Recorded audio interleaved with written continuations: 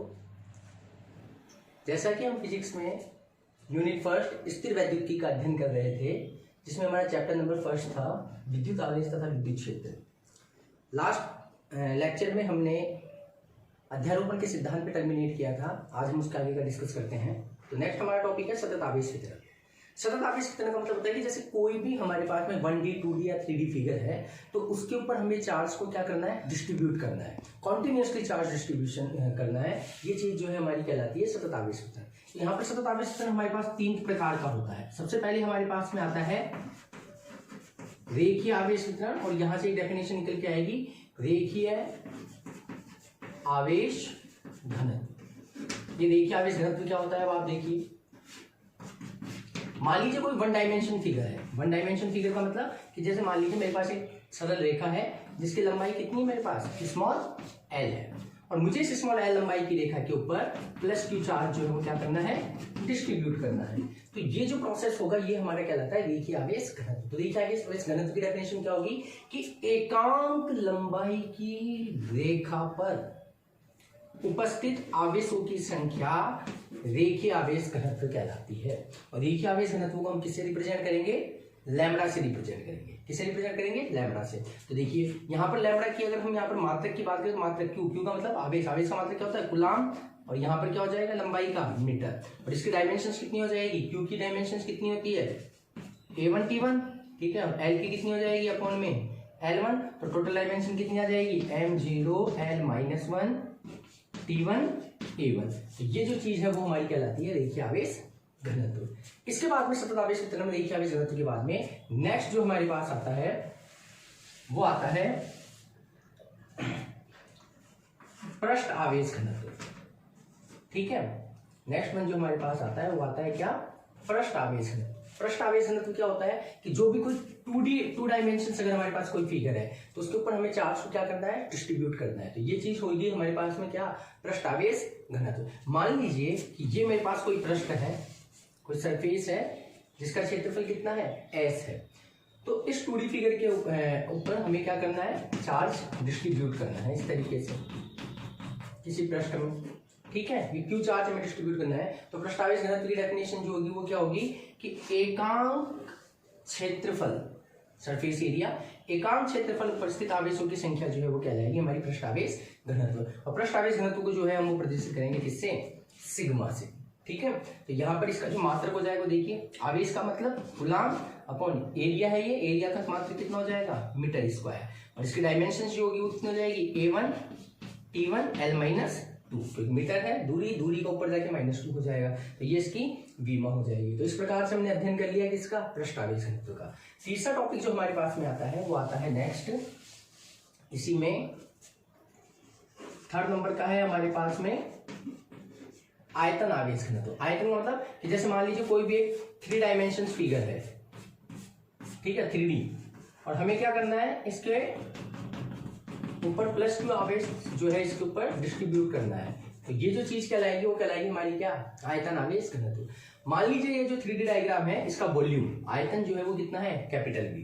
तो डेफिनेशन क्या होगी कि एकांक आयतन पर उपस्थित कुल आवेशों की संख्या, ये कहलाता है आपका क्या, आयतन आवेश घनत्व। तो आयतन आवेश घनत्व किससे रिप्रेजेंट करेंगे हम, रो से, ठीक है। तो यहां पर इसका जो मात्रक होगा वो होगा कितना, कूलाम पर मीटर क्यूब, और इसकी डायमेंशन जो होगी वो कितनी हो जाएगी, A1 T1 अपॉन L3, यानी कि ये बनेगा कितना, A1 T1 L-3। तो ये आयतन आवेश घनत्व हो गया। तो हमारे पास 3 प्रकार के आवेश घनत्व है। रेखीय आवेश घनत्व लैम्बडा, जिसका फॉर्मूला था हमारे पास Q/S, पृष्ठीय आवेश घनत्व सिग्मा, जिसका फॉर्मूला था Q/S, और आयतन आवेश घनत्व जिसका फॉर्मूला है रो इक्वल टू Q/वॉल्यूम। तो ये तीनों हमारे नेक्स्ट आगे डेरिवेशन के अंदर यूज आएंगे। इसके बाद में जो नेक्स्ट टॉपिक आता है हमारे पास वो आता है, थ्योरी का टॉपिक है, इंपॉर्टेंट टॉपिक है, और कई बार पूछा हुआ भी है बोर्ड में, विद्युत बल रेखाएं, ठीक है। विद्युत बल रेखाएं क्या होती है, देखिए किसी भी आवेश या आवेशों के समूह है, मान लीजिए कोई भी एक आवेश है, आवेशों का क्या है, कोई समूह है, Q1 है, Q2 है एंड सो ऑन Qn है, कि किसी भी आवेश या आवेशों के समूह है के चारों ओर का वह क्षेत्र, इसके चारों ओर का वह क्षेत्र, ये क्षेत्र है, ठीक है, जिसमें किसी अन्य आवेश, मान लीजिए चौक मेरे हाथ में है, ये एक आवेश है, जिसमें किसी एक स्वतंत्र और पृथक आवेश को लाने पर वह क्या करे, बल अनुभव करे। वापस समझिए कि कोई भी आवेश है या आवेशों का एक समुदाय है, इसके चारों ओर का वह क्षेत्र, ठीक है, जिसके अंदर अगर हम किसी दूसरे आवेश को लेकर आए तो इस आवेश को, ये आवेश क्या करे, एक बल का अनुभव करे। ये चीज कहलाएगी हमारी क्या, विद्युत बल रेखा है। कौन सी चीज, कि ये जो क्षेत्र है ना, जैसे चुंबक होती है, चुंबक में क्या होता है कि किसी मैग्नेट के पास में आप जैसे ही किसी लोहे के पार्टिकल को लेकर आते हो तो वो क्या करता है, एक बल अनुभव करता है, उसकी तरफ अट्रैक्ट होता है, तो वो जो क्षेत्र है वो कौन सा क्षेत्र होता है, चुंबकीय क्षेत्र। ऐसे किसी आवेश के चारों ओर का वह क्षेत्र जिसमें किसी अन्य आवेश को लेकर आने पर वह किसी विद्युत बल का अनुभव करे, वो चीज कहलाती है हमारी क्या, विद्युत बल रेखा है। क्लियर है चीज। अब विद्युत बल रेखा की कुछ विशेषताएं होती है, देखिए आपको विशेषताएं, ये क्वेश्चन कई बार पूछा है, विद्युत बल रेखाओं की क्या क्या विशेषता होती है, ठीक है। तो सबसे पहली विशेषता कि विद्युत बल रेखाएं हमेशा धनावेश से क्या होगी, प्रारंभ होती है तथा ऋणावेश पर समाप्त होती है। पहली विशेषता कि ये विद्युत बल रेखाएं हैं, ये हमेशा क्या करती है, पॉजिटिव चार्ज से स्टार्ट होती है और नेगेटिव चार्ज पर जाकर क्या हो जाती है, टर्मिनेट होती है। मतलब जैसे मान लीजिए एक पॉजिटिव चार्ज है, एक नेगेटिव चार्ज है, तो विद्युत बल रेखाएं क्या करेगी, पॉजिटिव चार्ज से स्टार्ट होंगी, ठीक है, और कहां पर जाकर टर्मिनेट होगी, है नेगेटिव चार्ज पर जाकर टर्मिनेट हो जाएगी। मतलब आप एक तरीके से ये भी कह सकते हैं कि विद्युत बल रेखाएं जो होती है वो धनावेश से क्या करती है, दूर भागती है, और ऋणावेश के क्या करती है, पास आती है, ठीक है। दूसरी चीज कि ये जो वक्र बन रहा है, ठीक है, कि विद्युत बल रेखाओं के वक्र के किसी बिंदु पर खींची गई स्पर्श रेखा विद्युत क्षेत्र की दिशा को क्या करेगी, प्रदर्शित करेगी। मतलब देखिए क्या कह रहा है ये, कि जैसे मान लीजिए कि ये पॉजिटिव चार्ज है, ये नेगेटिव चार्ज है, ठीक है, ये विद्युत बल रेखाएं यहां से दूर भाग रही है, ठीक है, और यहां पर आप देखिए ऋणावेश की क्या कर रही है, ऋणावेश के पास आ रही है जबकि धनावेश से दूर भाग रही है, ठीक है। अब क्या कह रहे हैं कि अगर मान लीजिए कि इस वक्र के किसी भी बिंदु पर विद्युत बल रेखाओं के किसी भी बिंदु पर, मान लीजिए मैंने ये बिंदु ले लिया, किसी भी बिंदु पर खींची गई स्पर्श रेखा, और यहां पर अगर मैं कोई स्पर्श रेखा खींचूं तो ये स्पर्श रेखा इस बिंदु पर विद्युत क्षेत्र को रिप्रेजेंट करते हैं वेक्टर ई से। अभी आगे हम पढ़ेंगे विद्युत क्षेत्र होता क्या है, कि विद्युत क्षेत्र की दिशा को क्या करेगी, प्रदर्शित करेगी। मान लीजिए कि जैसे ये पॉजिटिव चार्ज है, ये नेगेटिव चार्ज है, कोई बल रेखा यूं जा रही है, ठीक है, कोई यूं जा रही है, मैंने अगर मान लीजिए यहां पर एक बिंदु लिया, ठीक है, और इस बिंदु पर अगर मैं स्पर्श रेखा खींचूंगा तो इस बिंदु के ऊपर ये खींची गई स्पर्श रेखा जो है ये किसको प्रदर्शित करेगी, विद्युत क्षेत्र को प्रदर्शित करेगी। तो ये दूसरी विशेषता है विद्युत बल रेखाओं की, कि क्या किसी भी विद्युत बल रेखा के किसी भी बिंदु के ऊपर खींची गई स्पर्श रेखा विद्युत क्षेत्र की दिशा को प्रदर्शित करती है, ठीक है। तीसरी पॉइंट, ये विद्युत बल रेखाएं कभी भी एक दूसरे को काटती नहीं है, ठीक है, ये एक दूसरे को कभी भी प्रतिच्छेद नहीं करती, कभी भी एक दूसरे को काटती नहीं है, प्रतिच्छेद नहीं करती है।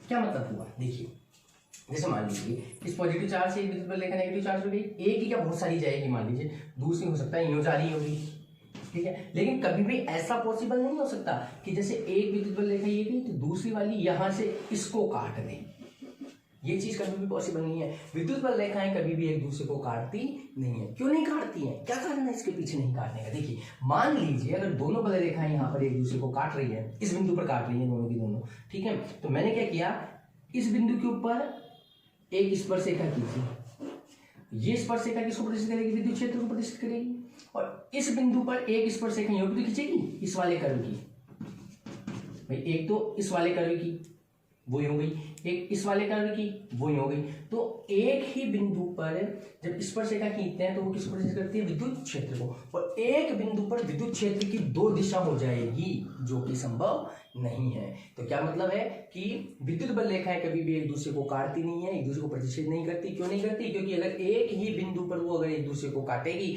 तो उस एक बिंदु पर विद्युत क्षेत्र की कितनी दिशाएं हो जाएगी, दो दिशाएं हो जाएगी।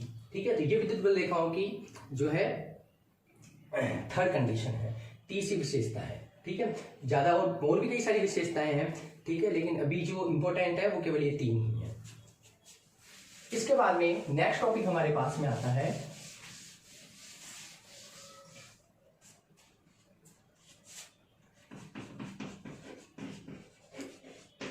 विद्युत क्षेत्र,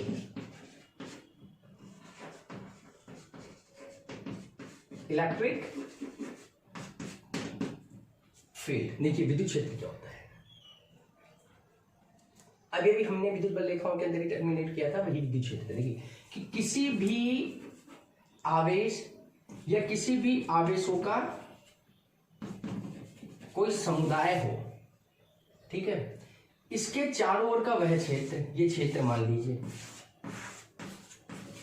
जिसमें किसी दूसरे एकांक परीक्षण धनावेश को लाने पर वह क्या अनुभव करे, बल अनुभव करे, तो यह क्षेत्र कहलाता है क्या, विद्युत क्षेत्र।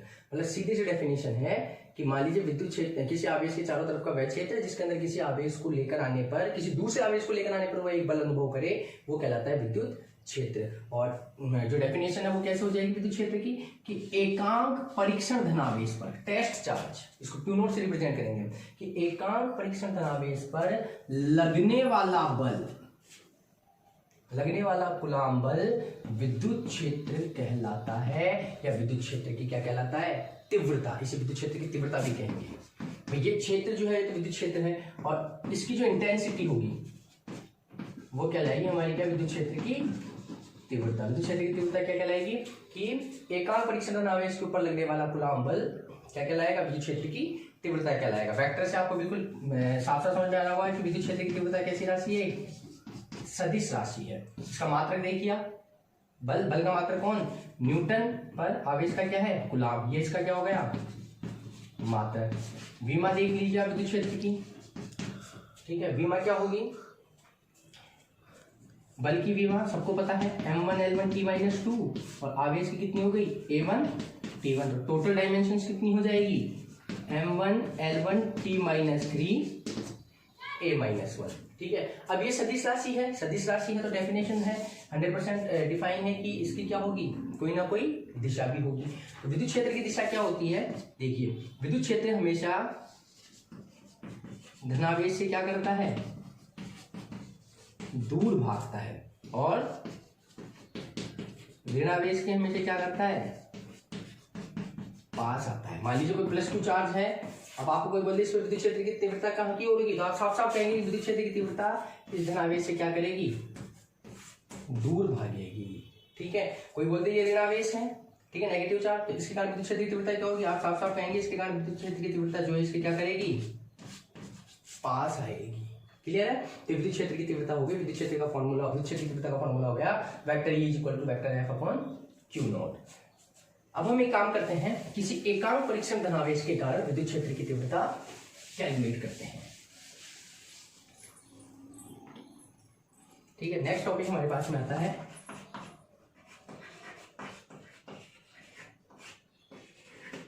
कि किसी एक बिंदु आवेश के कारण विद्युत क्षेत्र की तीव्रता। देखिए बिंदु आवेश के कारण, बिंदु आवेश के कारण का मतलब मान लीजिए मेरे पास क्या है, कोई +Q चार्ज है, तो मुझे इसके कारण, इस +Q चार्ज के कारण इस बिंदु Q से स्मॉल r दूरी पर स्थित किसी बिंदु P पर विद्युत क्षेत्र की तीव्रता ज्ञात करनी है। बात आ गया कुछ समझ, क्या कह रहा है कि किसी बिंदु प्लस क्यू आवेश के कारण उससे स्मॉल r दूरी पर स्थित किसी बिंदु P पर हमें विद्युत क्षेत्र की क्या ज्ञात करनी है, तीव्रता ज्ञात करनी है। तो हमें तो पता है कि विद्युत क्षेत्र की तीव्रता का फॉर्मूला क्या होता था, vector E equal to vector F upon q naught. लेकिन यहाँ पर कौन नहीं है, क्यू नॉट नहीं है, इसको ए पॉइंट मान लो। क्यू नॉट नहीं है तो हमने मान लिया कि बिंदु P के ऊपर एक चार्ज कौन सा क्यू नॉट लेकर आते हैं, ठीक है। तो ये एक प्लस क्यू चार्ज है, ये भी क्यू नॉट है, दोनों के बीच में दो आवेशों के कारण दोनों के बीच में क्या लगेगा, स्मॉल r दूरी पर स्थित है, इसलिए दोनों के बीच में क्या लगेगा, कूलाम बल लगेगा, ठीक है। तो कूलाम बल पहले कैलकुलेट कर लेते हैं। Vector F equal to 1/4 pi epsilon naught Q1 की जगह Q है, Q1 Q2 अपॉन कितना r स्क्वायर। ये फॉर्मूला पढ़ के आए थे ना कूलाम के नियम में कि दो आवेश अगर हो Q1 और Q2 तो उनके बीच में लगने वाला कूलाम बल कितना होगा, 1/4 pi epsilon naught Q1 Q2 upon r square. तो Q1 की जगह Q है, Q2 की जगह कौन है, Q नॉट है, ठीक है। और डायरेक्शन क्या होगी, दोनों के बीच में क्या होगा, प्रतिकर्षण होगा। तो डायरेक्शन मान लेते हैं कौन सी, AP की दिशा में, इस डायरेक्शन में लग रहा है, ठीक है। अब हमें तो क्या ज्ञात करना है, वेक्टर E नॉट। तो vector E naught equal to क्या होता है, vector F upon q naught. तो वेक्टर F की ये वाली वैल्यू जो है हम यहाँ पर उठाकर क्या कर देंगे, सब्स्टिट्यूट कर देंगे। तो क्या बचेगा, 1/4 pi epsilon not Q not upon r square upon ये वाला क्यू नॉट ऐसे क्यू नॉट से क्यू नॉट क्या हो जाएगा, कैंसिल आउट हो जाएगा। क्या बच गया, 1/4 pi epsilon not Q upon r square. तो डायरेक्शन वो की वही, कौन सी दिशा में, AP की दिशा में। तो मतलब साफ पता लग रहा है कि वेक्टर E का जो मैग्नीट्यूड है वो कितना है, 1/4 pi epsilon not Q upon r square. या इसको हम ये भी लिख सकते हैं क्या, K हमने पढ़ा था ना constant, 1/4 pi epsilon naught equal to K, जहाँ पे K की वैल्यू थी 9 × 10⁹, ठीक है, Q अपॉन r स्क्वायर। ये विद्युत क्षेत्र की तीव्रता का डायरेक्ट फॉर्मूला है, Q अपॉन r। K क्या है, कांस्टेंट है, आवेश Q, इसकी भी वैल्यू हमें पता है, तो ये भी कांस्टेंट है। तो यहाँ से पता लग रहा है कि E यानी कि विद्युत क्षेत्र की जो तीव्रता होती है वो 1 अपॉन क्या होती है, r स्क्वायर की। जैसे जैसे दूरी बढ़ती जाएगी विद्युत क्षेत्र की तीव्रता क्या होती जाएगी, घटती चली जाएगी। तो E और R के बीच में अगर अपन ग्राफ बनाए तो कैसा ग्राफ बनेगा, ये इनवर्सली प्रोपोर्शनल है, तो इनवर्सली प्रोपोर्शनल का ग्राफ पता है आप लोगों को, इस तरीके से बनता था हमारा, ठीक है। तो ये वाला ग्राफ हमारे पास प्राप्त होगा। तो बिंदु आवेश के कारण हमने क्या ज्ञात कर ली, विद्युत क्षेत्र की तीव्रता। ये तो एक बिंदु आवेश के कारण विद्युत क्षेत्र की तीव्रता ज्ञात की है। मान लीजिए किसी एक बिंदु आवेश की जगह हम क्या करें, बहुत सारे आवेश ले लें, यानी कि बहु आवेशों के कारण विद्युत क्षेत्र की तीव्रता। तो देखो क्या हो जाएगा कि मान लीजिए ये एक निकाय है, ठीक है, और क्या हो रहा है, इस निकाय के अंदर बहुत सारे आवेश उपस्थित है। ये Q1 आवेश है, ये Q2 आवेश है, ऐसे ही ये Qn आवेश है। प्रत्येक आवेश के कारण एक परीक्षण आवेश हम लेते हैं Q नॉट। तो इनके ऊपर क्या लगेगा, एक ये इनकी स्थिति सदिश वेक्टर R1, इसका स्थिति सदिश वेक्टर R2, इसका स्थिति सदिश वेक्टर R3, ठीक है। और इसका स्थिति सदिश मान लीजिए कितना वेक्टर है, R0। तो प्रत्येक आवेश के कारण इस आवेश पर एक विद्युत क्षेत्र उत्पन्न होगा। इसके कारण E1 होगा, इस वाले आवेश के कारण कितना होगा, E2 होगा, इस वाले आवेश के कारण कितना होगा, E3 होगा। तो ये अध्यारोपण का सिद्धांत हम काम में लेंगे। क्या कहता है अध्यारोपण का सिद्धांत, अध्यारोपण के सिद्धांत से क्या कहता है अध्यारोपण का सिद्धांत, कि किसी एक परीक्षण आवेश पर लगने वाला कुल विद्युत क्षेत्र की तीव्रता, लगने वाली कुल विद्युत क्षेत्र की तीव्रता प्रत्येक आवेश के कारण अलग अलग लगने वाली विद्युत क्षेत्र की तीव्रताओं के सदिशों के क्या होगी, बराबर होगी। मतलब इस आवेश के कारण विद्युत क्षेत्र की तीव्रता कितनी होगी, अभी भी हमने फॉर्मूला पढ़ा था KQ अपॉन R स्क्वायर। तो ये वाला कौन सा चार्ज है, Q1, तो Q1 की वजह से कितना हो जाएगा, Q1। अब दूरी कौन सी, यहां से यहां तक की दूरी, देखो ये R1 है, ये दूरी R0 है, तो ये कितनी हो जाएगी, R01 हो जाएगी, ठीक है। और डायरेक्शन क्या ले लेते हैं, R01 कैप। ऐसे ही, ठीक है, ऐसे ही अब ये किस आवेश के कारण, अब किस वाले आवेश के कारण कितना हो जाएगा, के Q2 अपॉन R02 का स्क्वायर R02 कैप। भाई इस वाले आवेश के कारण इसका स्थिति सदिश R2 है, इसका स्थिति सदिश R0 है, तो इन दोनों के बीच की दूरी कितनी हो जाएगी, R02 कैप हो जाएगी, ठीक है। एंड सॉन कौन से वाले आवेश के कारण, Qn आवेश के कारण, के Qn अपॉन R0n का स्क्वायर R0n कैप हो जाएगा। तो ये हमारे पास में बहु आवेशों के कारण विद्युत क्षेत्र की उत्पन्न हो जाएगी, विद्युत क्षेत्र की तीव्रता उत्पन्न हो जाएगी। इसके आगे का जो है हम वो नेक्स्ट लेक्चर में करेंगे। Thank you.